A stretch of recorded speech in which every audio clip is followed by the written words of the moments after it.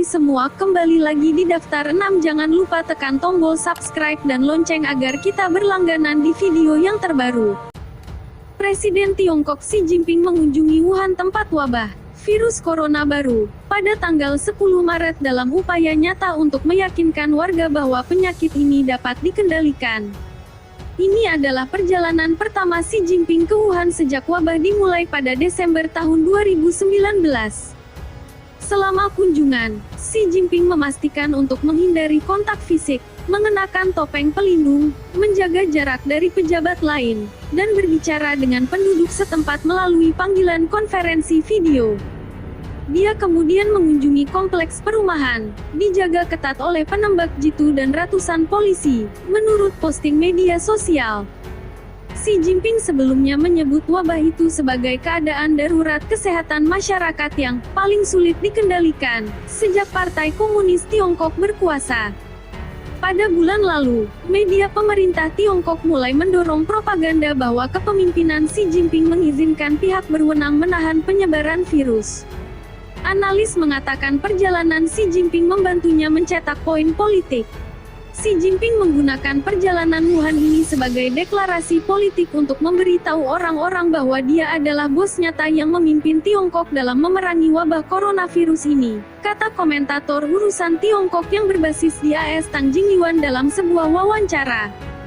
Xi Jinping didampingi oleh Wang Wuning, bos propaganda rezim, Ding Xuexiang, direktur kantor umum partai, yang menangani urusan administrasi, dan Zhang Yuxia, wakil ketua Komisi Militer Pusat, agen utama partai yang bertanggung jawab atas militer.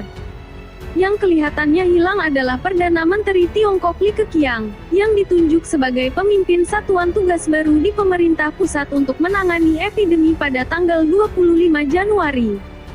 Xi Jinping tidak mengatur agar Li Keqiang menemaninya ke Wuhan karena dia memiliki agendanya, Tang menganalisis.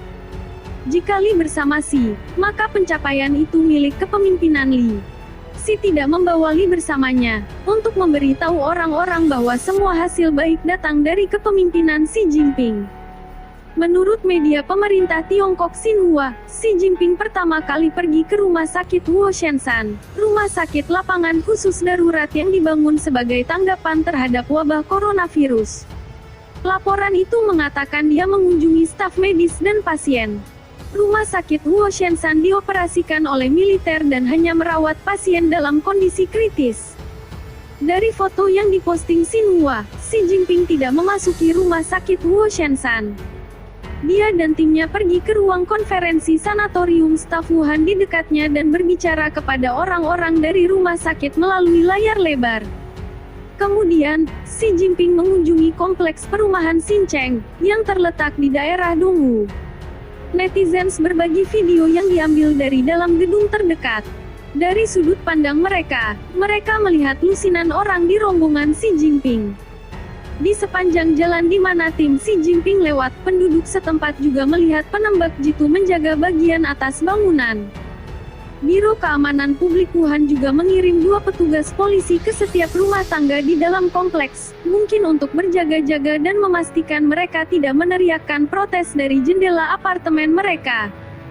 Beberapa hari yang lalu, ketika Wakil Perdana Menteri Sun Chunlan mengunjungi sebuah kompleks perumahan di distrik Qingshan, juga di Wuhan, penduduk mengejeknya, mengeluh bahwa semuanya telah dipentaskan sebelum kunjungannya. Warga di Xincheng memposting secara online bahwa pemerintah setempat mengirim paket makanan kepada mereka sebelum kunjungan Xi Jinping. Foto online menunjukkan sekarung beras, sebotol minyak goreng, sekantong kurma kering Cina, dan sekitar 3 pon daging babi. Di kompleks perumahan terdekat, orang-orang dengan cepat mengorganisir rapat umum dan meneriakkan, "Kita butuh daging." Setelah mereka mengetahui bahwa Xi Jinping sedang berkunjung di dekatnya.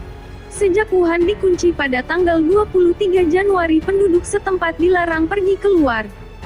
Banyak yang mengeluh secara online bahwa mereka tidak dapat membeli sayuran dan daging segar.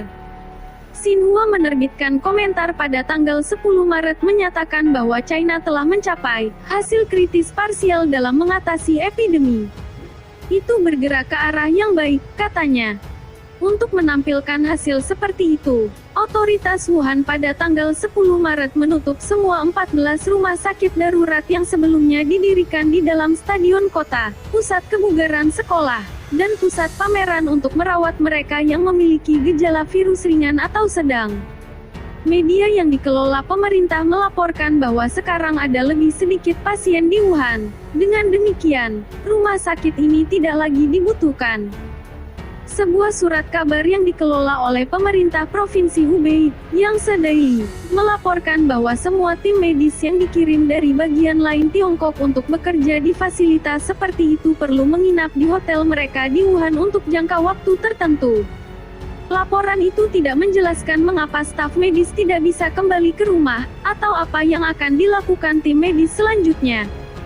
Tetapi laporan itu menyebutkan bahwa pasien dari rumah sakit darurat perlu tinggal di pusat karantina selama 14 hari untuk pengamatan medis, sebelum mereka dapat kembali ke rumah. Beberapa pasien dalam kondisi parah dipindahkan ke rumah sakit yang ditunjuk untuk mengobati COVID-19, penyakit yang disebabkan oleh virus baru.